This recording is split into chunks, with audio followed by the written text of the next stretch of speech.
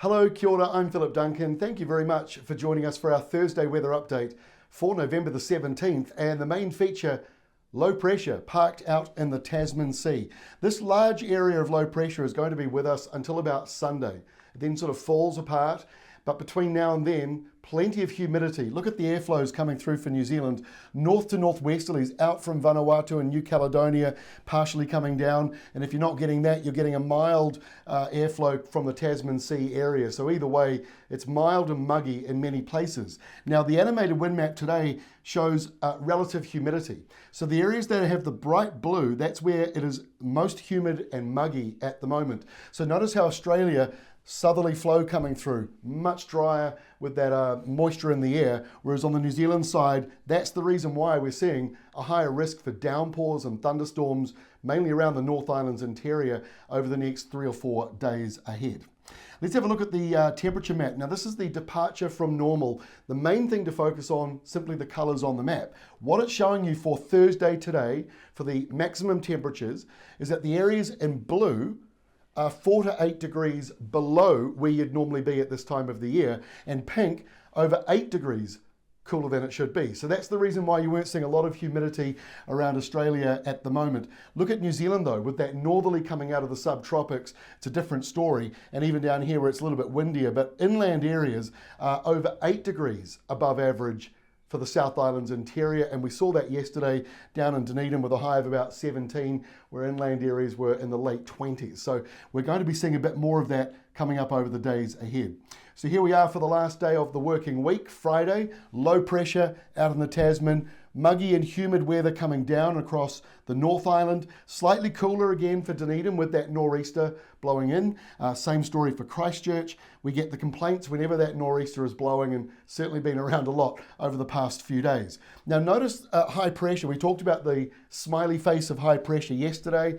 That is still there. Now what that does is cuts off the southerly flow into that low pressure zone. A low needs kind of 2 different wind directions, like a spinning top, to make it spin. So if you cut one off, it tends to fall apart, and then what I like to say is it sort of cannibalizes itself. It uses up its own energy, and then it tends to fall apart quite quickly after that. That's what we're seeing here at the end of the week, but we've still got those downpours in the North Island, and a windy northerly coming in for Adelaide. And on the other side of that, over in Western Australia, Perth has a big cool down on the way.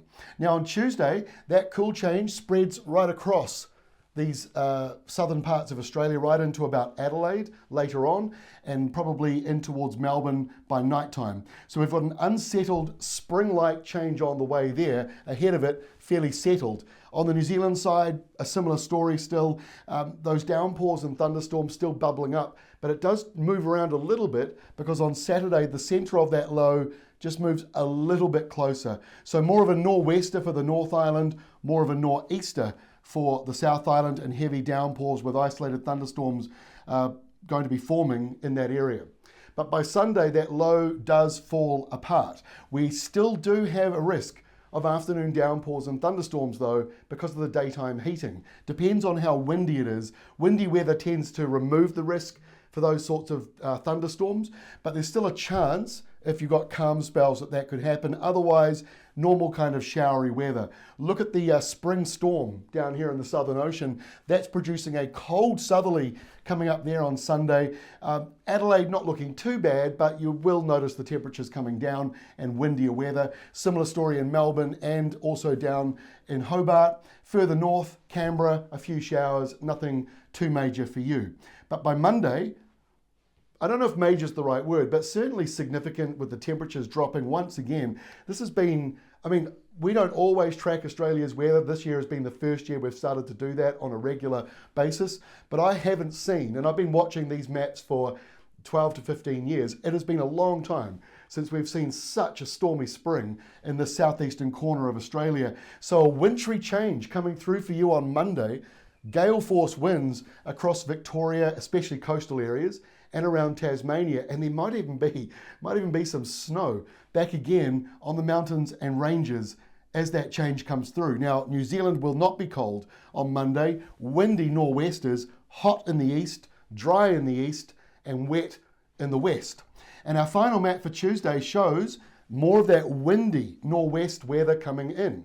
This is the reason why we're seeing the rainfall totals lift up along western New Zealand for the rest of November. Basically this change that's moving through here. So eastern areas will be dry on Tuesday, maybe a few spillover spits coming through Waitarapa and Hawke's Bay and Gisborne, and maybe a little bit through inland Canterbury. But the bulk of that rain, western areas, and that colder airflow spreads out and moves into the South Island more so around Tuesday and Wednesday of next week. But if you're up in Sydney, temperature drop, a few showers, nothing too major. That's all from me. We'll be back again on Friday with your weekend weather outlook.